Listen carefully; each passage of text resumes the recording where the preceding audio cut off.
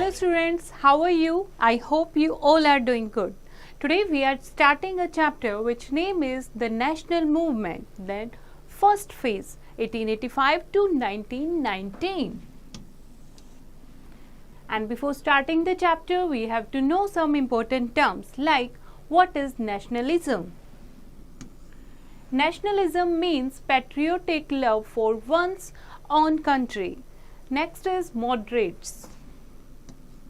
Moderate means those members of the Indian National Congress who believed in peaceful and constitutional means. Radical. Radical means drastic or extreme. Extremist. Those members of the Indian National Congress who wanted to achieve suffrage through mass action or by force of violent means. What is communalism? It means to be interested in the welfare of only one's own community at the cost of others. Okay, now let's start the chapter. Many events occurred during the 19th century which had far-reaching consequences. The revolt of 1857, various peasants and tribal revolts and movements, socio-cultural awakening and economic impact of imperialism completely changed the direction of Indian history. जैसा कि आप सब जानते हो, that is the first phase of independence, the revolt of 1857.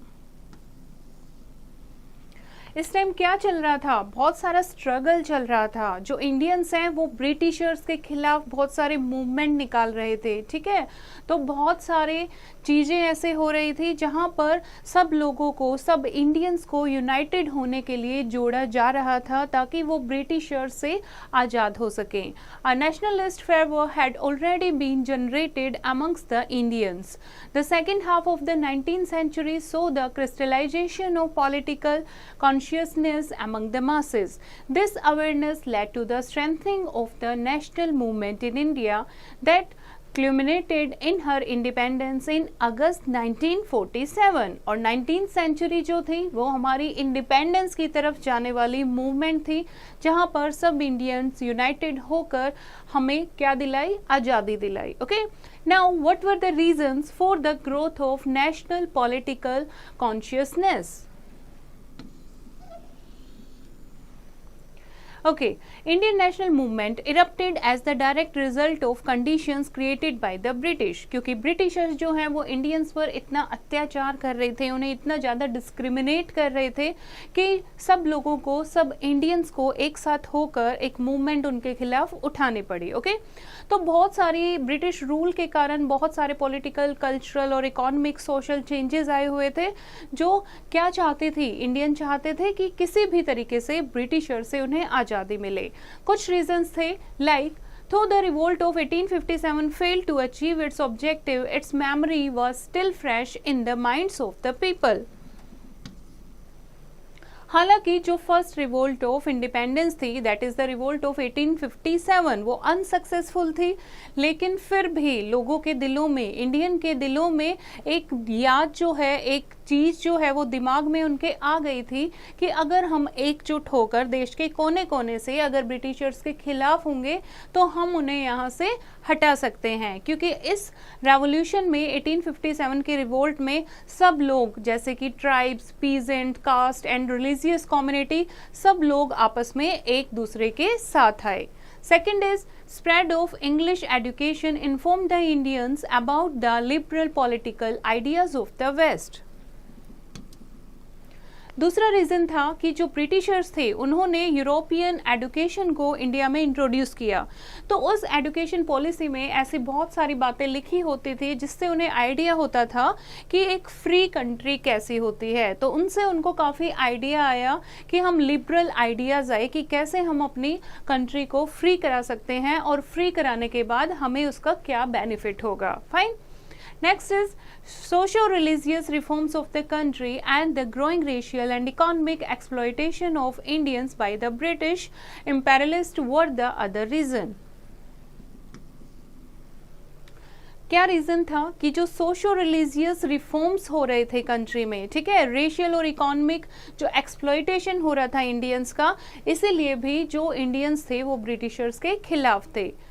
And the English educated middle class became the torchbearer of the struggle for independence. The enlightened middle class was familiar with the European liberal ideas and possessed a sense of pride in the country's glorious past. जो English पढ़ने लगे, जो educated Indians थे, ठीक है, वो बहुत सारी बातें ऐसे जान गए थे कि यूरोपियन लिबरल आइडियाज़ जो हैं उनसे कैसे हमारी कंट्री में बेनिफिट आ सकता है, कैसे हम अपनी कंट्री को, अपने जो उनका ग्लोरियस पास्ट था, अपनी कंट्री के ग्लोरियस पास्ट को वो याद करने लगे कि कैसे फॉरेनर्स ने आके हमारी कंट्री को डिस्ट्रॉय कर दिया है, जो हमारे इंटरेस्ट थे, जो चीज़ें हम सेलिब्रेट करते थे, कैसे उसको एक तरीके से ख़त्म कर दिया है। तो हमें वो चीज़ें वापस चाहिए।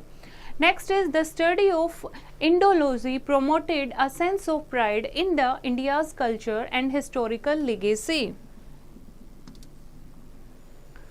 इंडोलॉजी यानी इंडिया के बारे में, इंडिया की पास्ट स्टडी के बारे में जो भी स्टडी किया, उससे हमें अपने इंडिया के कल्चरल और हिस्टोरिकल लेगेसी पर प्राइड फील हुआ। तो हमें लगा कि हमारा जो इंडिया है वो बहुत सुप्रीम है, तो हमें लिबरल होना बहुत ज़रूरी है।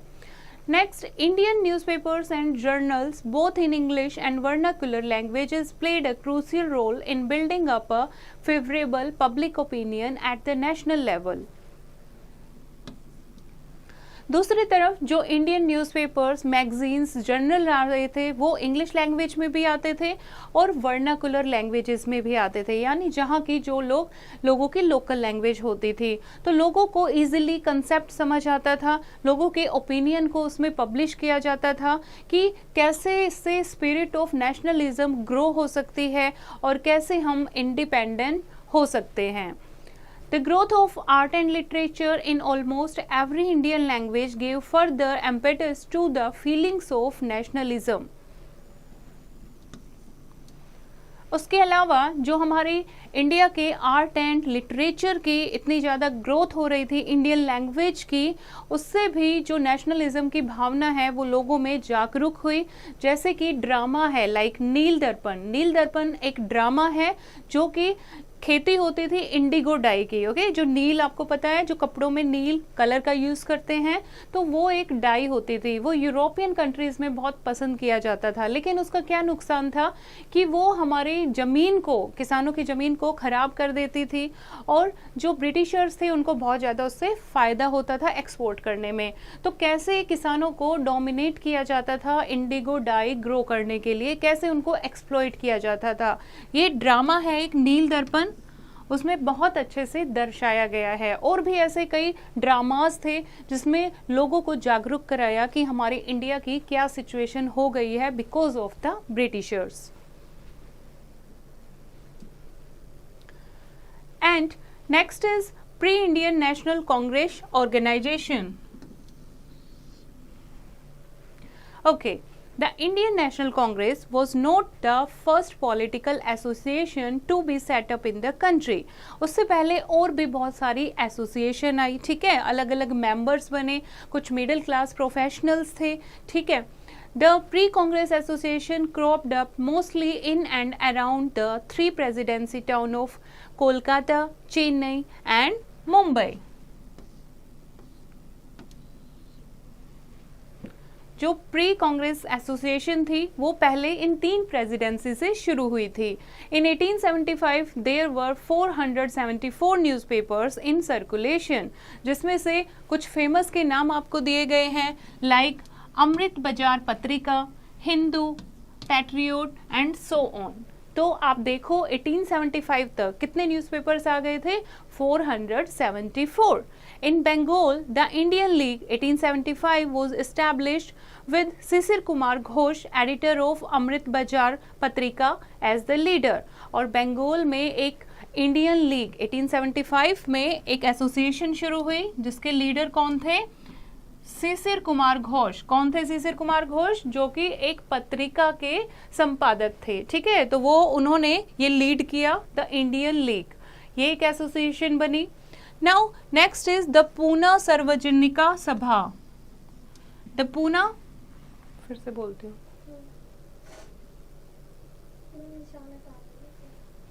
वो हो गया एक्सप्लेन, द पूना से बोल रही हूँ।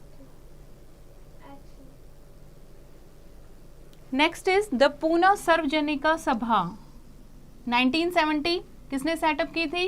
MG Ranade, GV Joshi and S H Chinalpur and argued the representative of Bombay Bengal to work together, कि एक साथ मिलकर हम काम करेंगे। ठीक, उसके बाद बॉम्बे प्रेसिडेंसी एसोसिएशन, कौन से ईयर में? 1885। ठीक है, इस तरीके से हैं बच्चे, अलग अलग लोकल एसोसिएशन बनी, जैसे कि मद्रास महाजन सभा, द डेक्कन एजुकेशन सोसाइटी, फिर से बोल रही हूँ, ठीक है, एक्सप्लेनेशन से ही ले रही हूँ। उसके अलावा बच्चे बहुत सारी ऐसे ही लोकल एसोसिएशन बनी, जैसे कि द मद्रास महाजन सभा, okay, Deccan education society and so on, Indian Association of Labour, Lahore and so on. Attempts were made since 1880 onwards for bringing together such association on an all India scale. अब शुरू हुआ एक ऐसा काम 1880 में कि सारी जितनी भी एसोसिएशन बनी हुई हैं, क्यों ना उनको एकजुट करके ऑल इंडिया स्केल पर लाया जाए। The Indian Association of Calcutta organized two national conferences in 1883 and 1885. The British Indian Association, the Indian Association and the National Mohammedan Association convened the 1885 meeting jointly, thus marking the beginning of the Congress era. और यहाँ से शुरुआत हुई, सब लोगों को एक साथ लाकर ऑल इंडिया स्केल पर लाकर शुरुआत होती है किसकी बच्चे? कांग्रेस इरा की। Fine. Later in 1886, the National Conference led by Surendranath Banerjee merged with the Congress. The British government offensively reacted to these activities of the Indians. अब जब ये लोग सारी एसोसिएशन एकजुट होके एक कांग्रेस सामने आई थी, ठीक है, बिगनिंग ऑफ द कांग्रेस इरा, अब कांग्रेस इरा की शुरुआत हुई है। तो ब्रिटिशर्स को क्या इनकी ये एक्टिविटीज पसंद आ रही थी? क्या ये सब लोग एक साथ आ रहे हैं? क्या ब्रिटिशर्स को एक डर आ गया था कि ये सब लोग एक साथ आ रहे हैं कि कभी हमें ये यहाँ से हटा दें? ठीक है।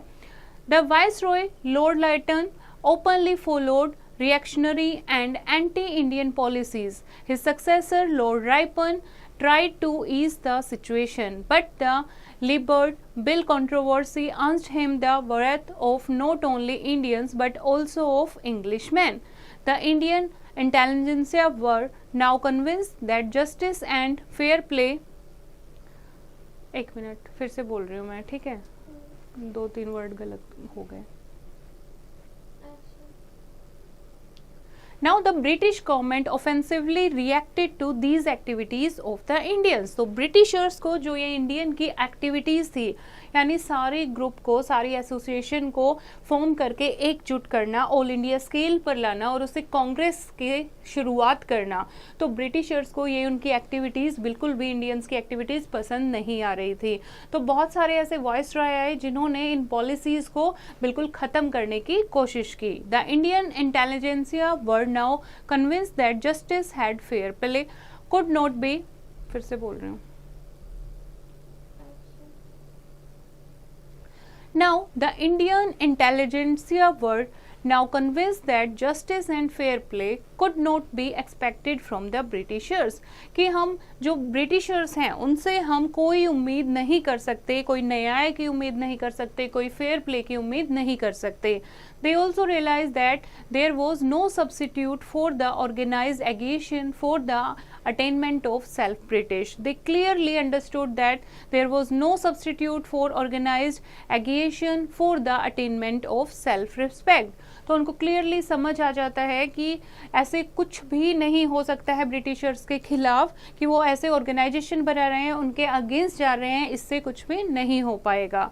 नाउ कैसे इंडियन नेशनल कांग्रेस कैसे इंडियन नेशनल कांग्रेस में चेंज हुई, वो हम पढ़ेंगे द इंडियन नेशनल कांग्रेस में।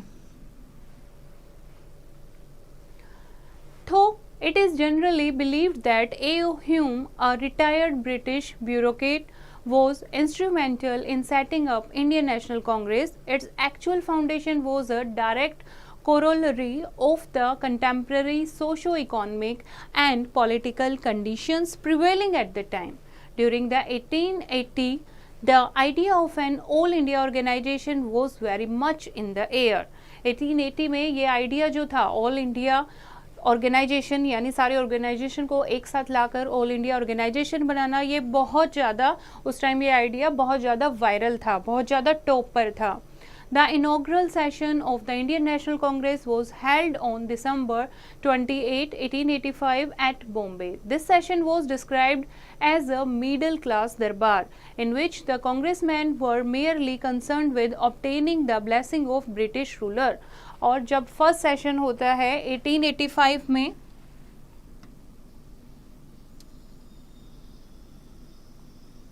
The first session of Indian National Congress, okay, तो इसको एक बेयरली क्या माना गया, इसको एक मिडिल क्लास दरबार माना गया कि जो मिडिल क्लास के लोग हैं वो एकजुट हुए हैं ब्रिटिशर से बात करने के लिए या ब्रिटिशर से ब्लेसिंग्स लेने के लिए, समझौता करने के लिए. But later on it provided a suitable platform to give voice to the growing resentment of Indians. Vymesh Chandra Banerjee, the president of the first Congress, outlined the objectives of the Congress as below. जो president कौन बने first national Congress के? व्योमेश चंद्र Banerjee, the president of the first Congress. क्या कहना था इनका कि कांग्रेस का निर्माण क्यों हुआ है, क्या ऑब्जेक्टिव हैं? First is the promotion of personal friendship amongst the people of the country. जब सब लोग सारे जो भी अलग अलग एसोसिएशन थी वो एक साथ आ गई हैं तो लोगों की आपस में फ्रेंडशिप हो जाएगी और एक नेशनलिज्म, यूनिटी की भावना आएगी कंट्री के लोगों में. Second, removal of all prejudice relating to race, creed और प्रोविंस. दूसरा, जो लोगों में, इंडिया के लोगों में आपस में कास्ट सिस्टम को लेकर है या रेस को लेकर है, क्रीड को लेकर या प्रोविंसेस को लेकर जो भी गलतफहमियां हैं वो दूर हो जाएंगी. नेक्स्ट, प्रमोटिंग नेशनल यूनिटी, और इस सबसे क्या आएगा? नेशनल यूनिटी आएगी, राष्ट्रीय एकता आएगी. Deciding on a future course of action, और उससे हम एक फ्यूचर प्लान कर पाएंगे कि आगे हमें सबको मिलकर क्या करना है. Okay, these are the objectives of the National Congress. Now the next term is who were moderates. फिर से बोल रही हूँ ये. Now the next topic is who were moderates and extremist. Now the Indian National Congress जो थी that grew between 1885 to 1905 when the moderates or the petitioner dominated it. गलत हो गया ना, दिख नहीं रहा, petitioners.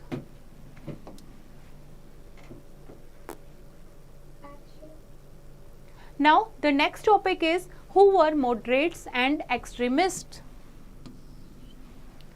इंडियन नेशनल कांग्रेस जो थी उसमें दो टाइप के ग्रुप थे. अब इतने सारे एसोसिएशन मिलके इंडियन नेशनल कांग्रेस बनी है तो जाहिर है लोगों की जो आइडियोलॉजी है वो भी डिफरेंट थी. तो दो टाइप के लोग थे.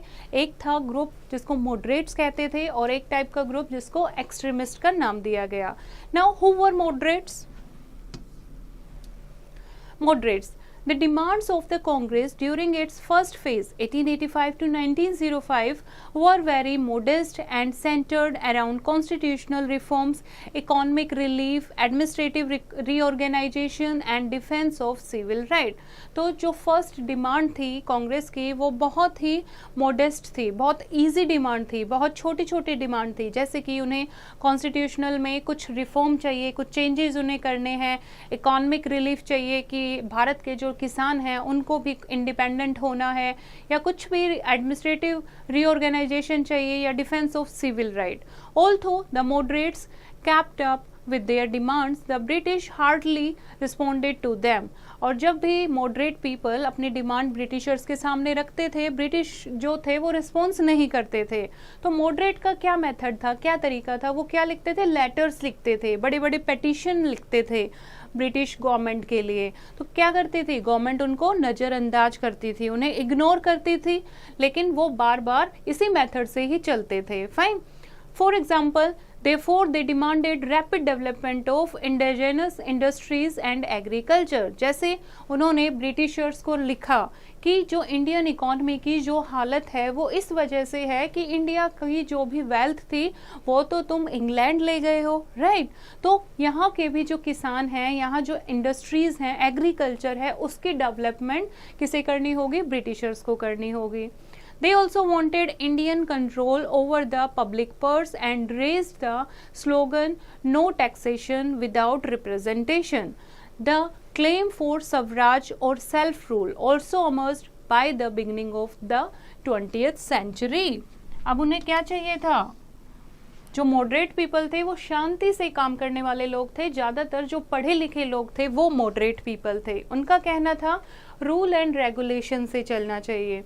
उनका कहना था कि हमें क्या चाहिए, हमें सेल्फ रूल चाहिए, यानी कि हमें स्वराज चाहिए, होम रूल चाहिए। अब बच्चे स्वराज क्या होता है, स्वराज होता है हमारा देश है, हम रूल करेंगे, टॉप पर आप ही रहोगे, सुपीरियरिटी किसकी रहेगी, ब्रिटिश गवर्नमेंट की, लेकिन रूल कौन करेगा हमारी कंट्री में, हम रूल करेंगे। तो क्या डिमांड कर रहे थे, स्वराज डिमांड कर रहे थे, सेल्फ रूल, और इसे हम होम रूल भी कहते हैं। British hostility towards the Congress increased with its slew of demands, following a policy of divide and rule. They encouraged the Aligarh movement led by Sir Syed Ahmad Khan, which led to the formation of the Muslim League in 1906. Curzon's aggressive policies led to the control of university education and the partition of Bengal in 1905. लेकिन जो Britishers थे वो इन सारी demands को क्या कर रहे थे, इग्नोर कर रहे थे, और वो अपनी कौन सी पॉलिसी चला रहे थे, ये बहुत फेमस पॉलिसी थी ब्रिटिशर्स की, डिवाइड एंड रूल। धर्म के नाम पर, जाति के नाम पर अलग अलग कर दो इंडियंस को और खुद रूल करो। इसी का कारण है कि जो मुस्लिम लीग की शुरुआत हुई 1906 में after the partition of Bengal in 1905। Although the Congress in its early phase failed to achieve any concrete reforms in different spheres, it succeeded in creating a wider national consciousness. It trained people in politics, popularized the ideas of democracy and nationalism, propagated the modern outlook, and exposed the evils of British rule.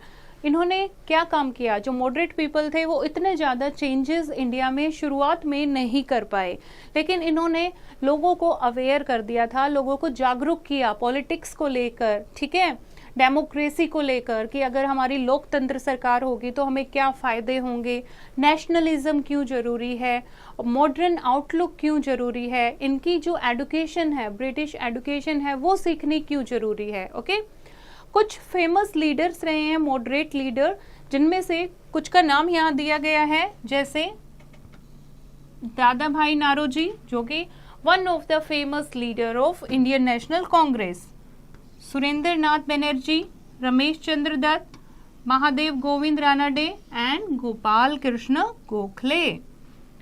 Now the next is extremist. Extremist बिल्कुल moderate से बिल्कुल opposite. इनका कहना क्या था, इनका कहना था बाय हुक एंड क्रुक हम आज़ादी लेकर रहेंगे, चाहे कोई भी मीन हो, कोई भी वे अपनाना पड़े। Radical nationalist ideology in India had been growing since the revolt of 1857. By the turn of the century, the discontent had become widespread among rural gentry and peasantry and workers. A large number of leaders became vocal in their demands and action. These leaders came to be known as the radicals, nationalist और extremist. और अब क्या था, अब लोग जो हैं, जो लीडर थे, वो अपनी चीज़ें बोल के अपनी डिमांड को ब्रिटिशर्स के सामने रखने लगे थे। इन लोगों को, इस ग्रुप को क्या कहा गया, radical nationalist or we can say extremist. The second phase of the Indian nationalism began after 1905. The period between 1905 to 1818 मतलब 1905 से 1918 तक is known as the extremist phase of national movement, कि अब मॉडरेट्स से उन्होंने कहा कि अब तुमसे नहीं होगा, अब हम करके देखते हैं, फाइन। तो इसको इस पीरियड को 1905 टू 1918 के पीरियड को एक्सट्रीमिस्ट पीरियड कहा जाता है। इसमें फेमस लीडर कौन थे, जैसे लाला लाजपत राय, बाल गंगाधर तिलक, Bipin Chandra Pal, known as the लाल बाल पाल। इसको आप शॉर्ट फॉर्म से याद कर सकते हो, लाल बाल पाल, लाला Lajpat Rai, Bal Gangadhar Tilak and Bipin Chandra Rai, fine. Now the main extremist leader, ये कौन थे, मेन एक्सट्रीमिस्ट लीडर्स थे। Tilak was known as Lokmanya, Lokmanya Tilak कहा जाता था तिलक राज को, एंड ही अनाउंस्ड स्वराज, फिर से बोल रही हूँ तिलकवाज, तिलक वॉज नोन एज लोकमान्य, और जो बाल गंगाधर तिलक थे उनको तिलक क्या कहा जाता था, लोकमान्य कहा जाता था, लोकमान्य तिलक। ही अनाउंस स्वराज्य is my birth right and I shall have it, और उनका एक स्लोगन बहुत फेमस है। अब देखो मॉडरेट्स क्या कहते थे कि हमें स्वराज चाहिए, हमें होम रूल चाहिए। एक्सट्रीमिस्ट का कहना था मांग क्यों रहे हो, स्वराज्य हमारा क्या है, बर्थ राइट है, हमारा जन्म सिद्ध अधिकार है और हम ये लेकर रहेंगे। तो ये फर्क था मॉडरेट और एक्सट्रीमिस्ट में। Now causes of growth of radical nationalism. First is revolutionary movements in Ireland and Russia inspired the Indians। जो उस टाइम आयरलैंड और रशिया वो भी क्या करना चाहते थे, वो रेवोल्यूशन निकाल रहे थे, वो भी आज़ाद होना चाहते थे, उससे इंडियन जो हैं बहुत ज़्यादा इंस्पायर हुए। Second, emergence of a radical nationalist school of thought with leaders like Aurobindo Ghosh, Bal Gangadhar Tilak, Lala Lajpat Rai and Bipin Chandra Pal buttressed the inspiration। ऐसे स्कूल खोल दिए गए थे जिसमें आप ऐसे लीडर्स के साथ काम कर सकते थे, अपने आइडियाज दे सकते थे कि कैसे हम फ्रीडम पा सकते हैं। Increase in unemployment with the spread of education was another reason. अब एजुकेशन तो बढ़ रही थी, ठीक है, लोगों को ब्रिटिशर्स जो है ब्रिटिश एजुकेशन तो दे रहे थे, लेकिन उस टाइम इंक्रीज इन अनएम्प्लॉयमेंट, लोग काफ़ी बेरोजगार भी हो गए थे। Next is the politically conscious Indians were disillusioned with the principle and methods of the moderate leadership। जो मॉडरेट की जो आइडियोलॉजी थी, उनके जो प्रिंसिपल और मेथड थे, उनसे लोग थक चुके थे, ठीक है। There was disappointment with the Indian Council Act of 1892 and bitterness against the British authorities due to calamities like plague and famine। अब जो लोग थे वो ब्रिटिशर से बिल्कुल भी सेटिस्फाई नहीं थे, वो बहुत ज़्यादा डिसअपॉइंटमेंट हुई उनको because of the Indian council act of 1892, जिसमें जो ब्रिटिशर्स हैं उन्होंने एक एक्ट निकाला कि जो इंडियंस हैं उनको कॉन्स्टिट्यूशन में कोई जगह नहीं मिलेगी, ना ही वो कोई क्वेश्चन कर सकते हैं, ओके। और दूसरा, वो बिल्कुल भी इंडियन स्टेट्स में बिल्कुल भी साफ सफाई पर ध्यान नहीं देते थे, जिसके कारण प्लेग और फेमाइन जैसी कम्युनिकेबल डिजीज स्प्रेड हो गई थी। इस कारण जो इंडियन थे वो ब्रिटिशर्स के खिलाफ हो गए थे। Repressive measures like the law against sedition in 1898 and the official secret act of 1899 added fuel to the fire. और इसके साथ साथ जो ये दो एक्ट और आए, इनसे भी जो इंडियन हैं वो बहुत ज़्यादा गुस्सा हो गए थे, ठीक है, बहुत ज़्यादा वो क्या हो गए थे, टॉर्चर फील कर रहे थे। The policies of Curzon culminated in the partition of Bengal in 1905 fanned the fire of freedom among the masses। दूसरा, जो कर्जन ने, जो लॉर्ड कर्जन ने पॉलिसी अपनाई थी डिवाइड एंड रूल की for the partition of Bengal in 1905, उसके कारण भी जो इंडियन थे वो ब्रिटिशर्स पर बहुत ज़्यादा आग बबूला थे, ओके। वो किसी भी तरीके से चाहते थे कि हमें ब्रिटिशर्स को यहाँ से, इंडिया से भगाना है। The extremists suggested programs like the boycott of foreign goods, government services and titles and honors Besides these, they also supported the Swdeshi movement and nationalist educational institution. ये हम आगे बढ़ेंगे कि कैसे फॉरेन गुड को boycott किया, कैसे जो उन्हें मेडल अवार्ड दिए गए थे, ऑनर अवार्ड दिए गए थे, कैसे उन्होंने सरकार को वापस कर दिए, और कैसे स्वदेशी मूवमेंट चलाया, कैसे नेशनल एजुकेशन इंस्टीट्यूशन ओपन हुए। ठीक है, अब हम बात कर रहे हैं एक बहुत अहम मुद्दे की, बहुत इंपॉर्टेंट पार्ट है ये, that is partition of Bengal in 1905। In 1905, Lord Curzon announced the partition of Bengal. East Bengal, with its capital at Dhaka, was carved out a new province. This decision was effected as extension of his communal policy of divide and rule. किसने partition किया था ये? कौन था उस time viceroy 1905 में? Lord Curzon. Okay, east Bengal जिसमें क्या रहते थे, मुस्लिम पॉपुलेशन ज़्यादा थी, तो उसको ईस्ट बंगाल सेपरेट कर दिया, और वेस्ट बंगाल जिसमें हिंदू लोग थे, जो अब अलग देश बन चुका है पश्चिम बंगाल, इन दोनों कंट्रीज को धर्म के नाम पर, रिलीजन के नाम पर क्या कर दिया, अलग कर दिया। कौन सी पॉलिसी अपनाकर?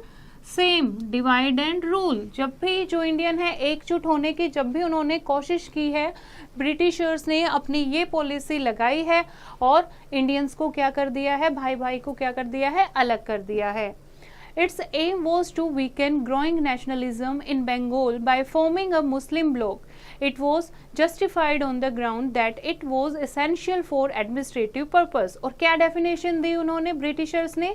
जब इंडियंस ने पूछा कि ऐसा क्यों किया जा रहा है, तो उन्होंने डेफिनेशन दी क्योंकि बंगाल जो है वो बहुत बड़ा प्रोविंस है, उसको संभालना बहुत मुश्किल है, इसीलिए एडमिनिस्ट्रेटिव पर्पस के लिए हम इसको सेपरेट कर रहे हैं।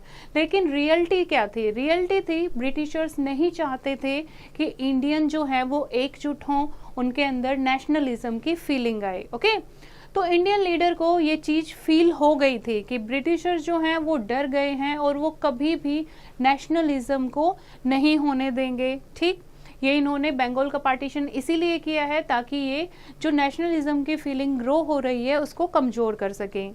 And all India anti partition agitation soon followed, और बहुत जल्दी ही एक एंटी पार्टीशन यानी बंगाल का पार्टीशन नहीं चाहिए, इसके खिलाफ क्या शुरू हुआ? विद्रोह शुरू हुआ, एक आंदोलन शुरू हुआ। Demonstrations and hartals were observe, बहुत सारे ऐसे धरने किए गए, हड़ताल की गई। A huge crowd sang the national anthem composed by Rabindranath Tagore. सब लोग इंडिया के एक साथ एकजुट होकर नेशनल एंथम गा रहे थे कि हम ये जो पार्टीशन है ये नहीं होने देंगे।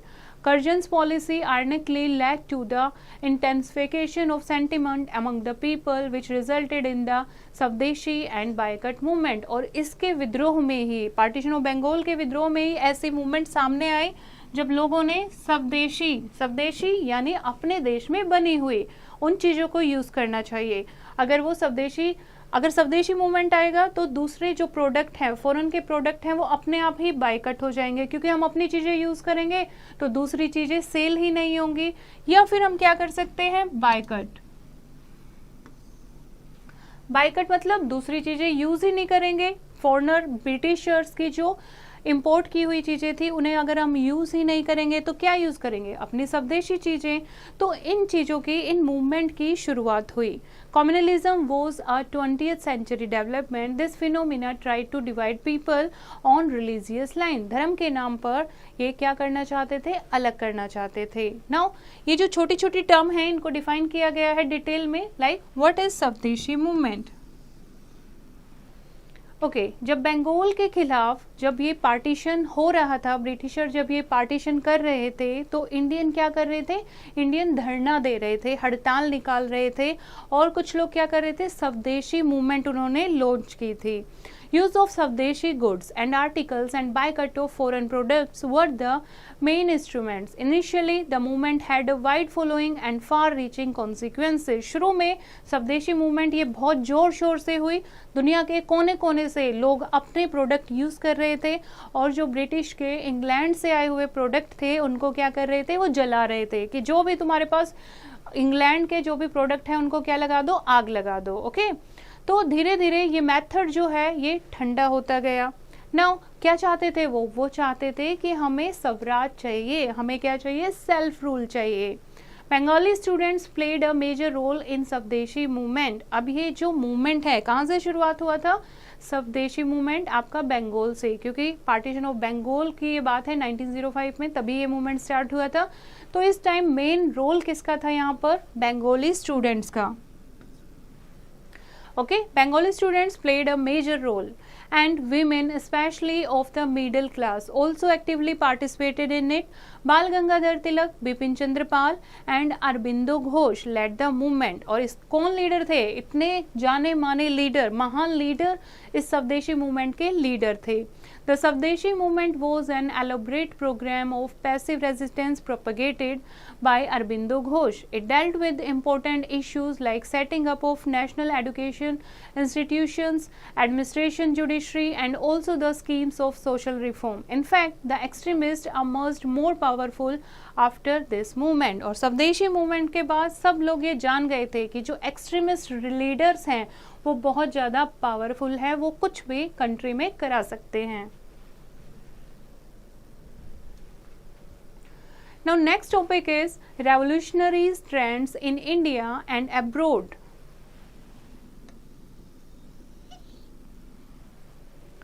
The freedom of the Balkan states from the clutches of the Ottoman Empire, the defeat of Italy at the hands of Abyssinia, Ethiopia in 1896, and the defeat of Russia by Japan in 1905 broke the impression of European superiority. Okay.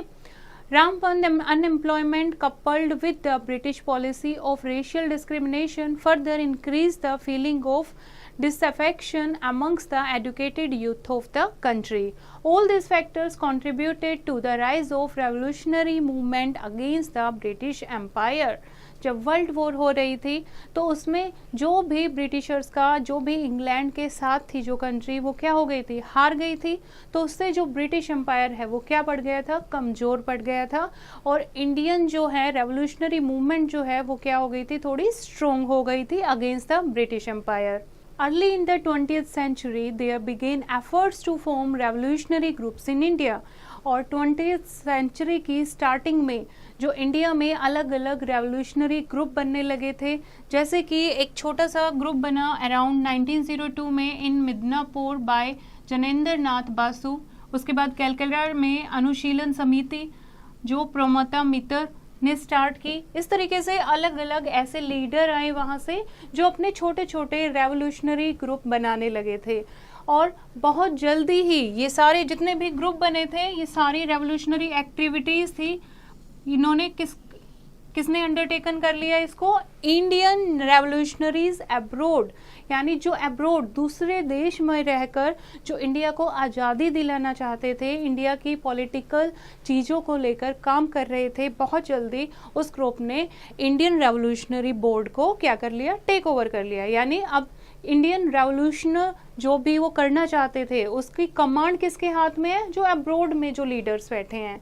For example in 1905 Shyam ji Krishna Verma, एक उन्होंने क्या किया, India house बनाया, कहाँ पर, London में जाके। सोचो कितने पढ़े लिखे थे। Okay, it became the centre of revolutionary activities outside India, यानी इंडिया से बाहर रहकर भी इंडिया में क्या एक्टिविटीज होनी है वो यहाँ से हो रही थी। He also launch the paper Indian sociologist and the activities of India House became more radical after V.D. Savarkar joined in 1907। और उसके बाद जब 1907 में एक नए लीडर ज्वाइन करते हैं V.D. सावरकर, तो ये रेवोल्यूशनरी एक्टिविटी जो थी रेडिकल्स की वो और भी ज़्यादा क्या हो गई थी, स्ट्रोंग हो गई थी। ठीक है, अदर एक्टिव मेंबर कौन कौन से थे, जैसे कि Virendra Nath Chattopadhyay, Tirumal Acharya, madam Bhika ji and so on. अब क्या कर रहे थे, इंडिया से बाहर रहकर पढ़ाई कर रहे थे और इंडिया को आज़ादी दिलाने के क्या कर रहे थे, कोशिश कर रहे थे। फाइन। उसके अलावा the revolutionary Ghadar party was founded in 1913 in the USA.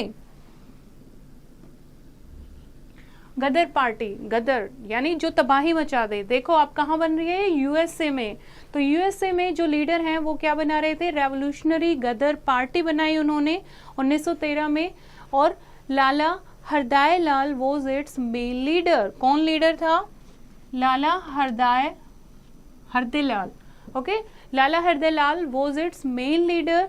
As soon as World War I broke out, the party decided to send arms, money and men to India for staging a revolt against the British with the help of local revolutionaries. The movement took a new shape of after the arrival of Rash Behari Bose and Vishnu Ganesh Pingle. World war 1 जब शुरू हुई थी, ठीक है, तो वैसे ही इस party ने, गदर पार्टी ने क्या किया, बहुत सारे हथियार, पैसा लोगों को इंडिया में मदद करने के लिए भेजा कि ब्रिटिशर्स को कैसे वो हटा सकते हैं वहाँ से। और ये गदर पार्टी में एक नई जान देखने को मिली जब किसने ज्वाइन किया, राश बिहारी बोस ने एंड विष्णु गणेश पिंगले ने ज्वाइन किया। Next is, as the activities of the revolutionaries intensified in London and the USA, new centers emerged on the European continent. तो नए नए ऐसे सेंटर बनने लगे इंडिया से बाहर। During the war years, much of the revolutionary activities were centered in Berlin. In 1915, the Indian Independence Committee was set up with the view to liberate the country. Under the leadership of Virendranath Chattopadhyay, Bhupen Dutt and Lala Hardayal in collaboration with the German Foreign Office. The plan was called the Zimmermann Plan और इस plan को क्या नाम दिया गया, Zimmerman plan. और भी ऐसी बहुत ज़्यादा डेवलपमेंट हुई, बहुत ज़्यादा उन्होंने क्या की, प्लानिंग की आउट ऑफ कंट्री रहकर, ताकि ब्रिटिशर्स को पता न लगे और वो ब्रिटिशर्स के खिलाफ ही क्या कर रहे हैं, प्लानिंग कर रहे हैं कि कैसे अपनी कंट्री को वो क्या कर सकते हैं, लिबरल बना सकते हैं, फ्री बना सकते हैं। Now the next topic is birth of the Muslim League. The British tried their best to create cracks in the unity of Indian. अब इंडियंस क्या कर रहे हैं, इंडियन पूरे तरीके से ब्रिटिशर्स से परेशान हो चुके हैं। वो हर तरीके के हर मेथड अपना रहे हैं। कोई पिटीशन लिख रहा है, कोई एसोसिएशन बना रहा है, कोई आंदोलन निकाल रहा है, कोई इंडिया से बाहर रहकर प्लानिंग कर रहा है। और ब्रिटिशर्स क्या कर रहे थे, ब्रिटिशर्स क्या चाहते थे, कैसे भी करके इंडियंस की यूनिटी में क्रैक ला सकें, यूनिटी को तोड़ सकें। They followed the policy of divide and rule and openly declare that if the educated Muslims remain loyal to the British, they would be rewarded with government jobs and other special favors. As a result, a large number of educated Muslims either remained aloof or turned against the nationalist movement. अब देखो क्या होता है, उस time क्या था, सब लोगों को, इंडियन को डिस्क्रिमिनेट किया जा रहा था। अब divide and rule policy, partition of Bengal में मुस्लिम और हिंदू की लड़ाई में कैसे ब्रिटिशर्स लेकर आए, उन्होंने क्या कहा ब्रिटिशर्स ने कि जो भी मुस्लिम ब्रिटिशर्स के लिए लॉयल रहेगा तो उनको क्या किया जाएगा, उनको गवर्नमेंट जॉब दी जाएगी और उनका स्पेशल फेवर किया जाएगा।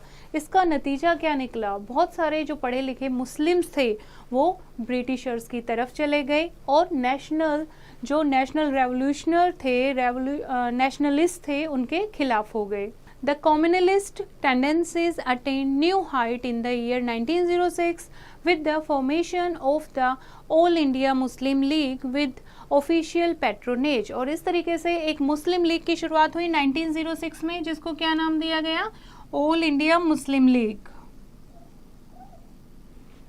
Okay, now it supported the partition of Bengal and demanded special safeguards for the Muslims in government service. अब वो क्या चाहते थे, पढ़े लिखे मुस्लिम थे, ब्रिटिशर्स की तरफ हो गए हैं और जो नेशनल लीडर्स थे उनके अपोज हो गए हैं, यानी नेशनलिस्ट जो मूवमेंट चल रही थी उसके अगेंस्ट हो गए हैं। अब वो क्या कह रहे हैं कि हाँ हाँ पार्टीशन कर दो, बंगाल का पार्टीशन कर दो, हमें मुस्लिम्स को अपना अलग बंगाल चाहिए, ओके, और हमें मुस्लिम्स को अपने सेफगार्ड्स भी चाहिए, हमें गवर्नमेंट जॉब्स भी चाहिए, क्योंकि हम ब्रिटिशर्स का साथ देने के लिए रेडी हैं। It consisted mostly of upper class Muslims like Aga Khan, Salimullah Khan, the Nawab of Dhaka, the Nawab Mohsin ul Mulk. The British propaganda that the partition of Bengal would benefit the Muslims led to the rise of communal violence in East Bengal and in a way contributed to the rise of separatist tendencies। और इस तरीके से बहुत सारे पढ़े लिखे जो मुस्लिम थे अपर क्लास के, उन्होंने ब्रिटिशर्स का साथ दिया और जो बंगाल का पार्टीशन था वो हो गया, और इस कारण बहुत सारे उस टाइम पर हिंदू और मुस्लिम के क्या हुए, कम्युनल वायलेंस भी हुई, यानी कि धार्मिक दंगे भी हुए। Now next is provision of separate electorate.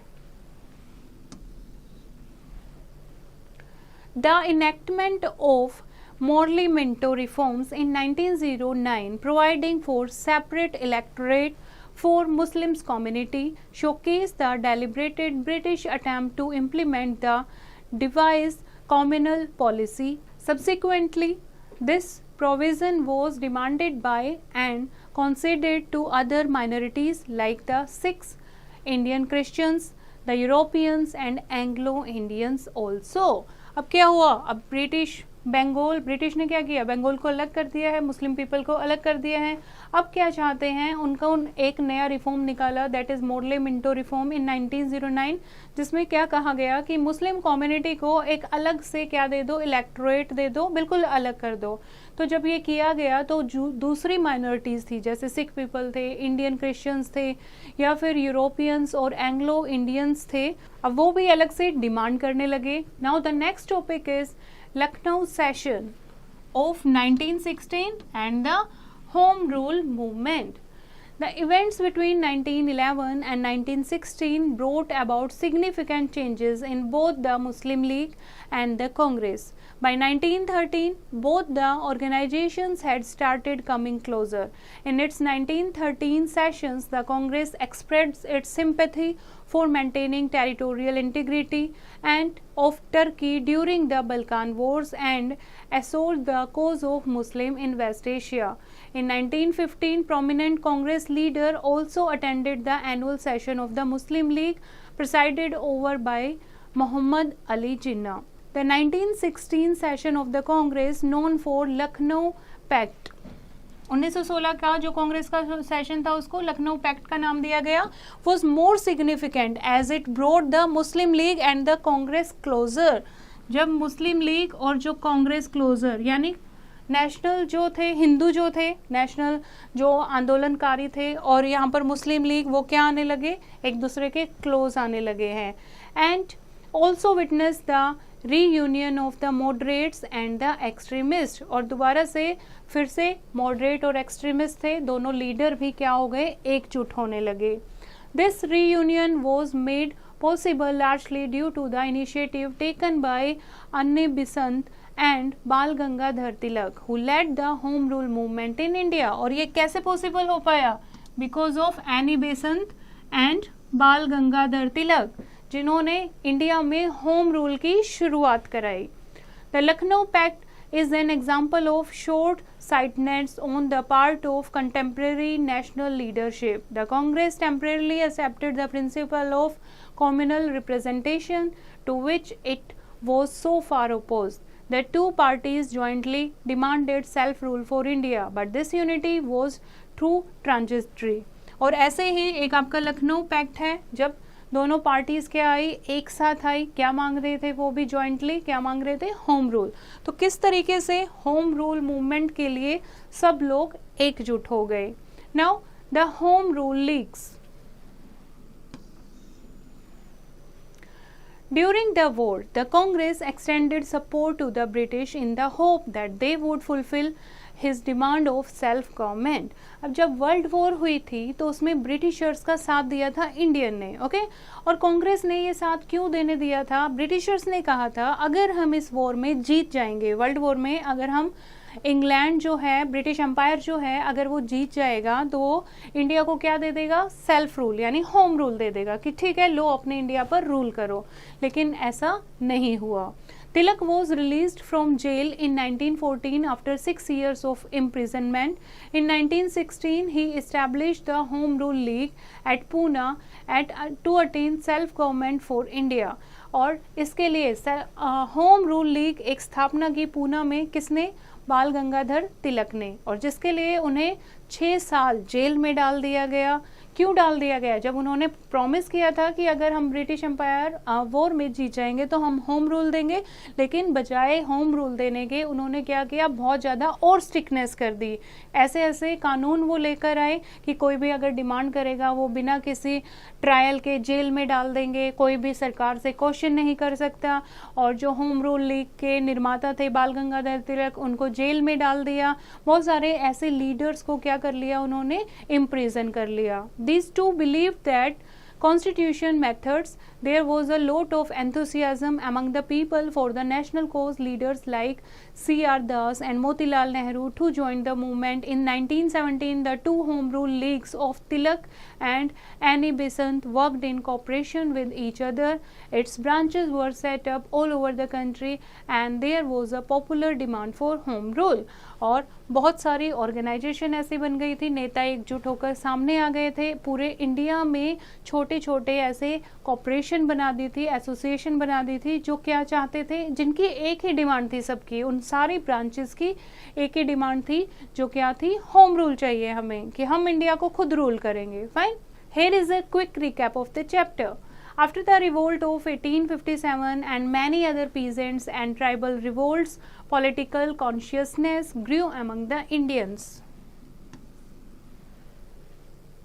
The social, political, cultural and economic exploitation of the Indians by the British were mainly responsible for the growth of political consciousness among the Indians. Spread of English education made Indians aware of liberal political ideas of the West. The English educated middle class became the torchbearer of the struggle for independence. And Indian friends played a crucial role in building up a favorable public opinion at the national level.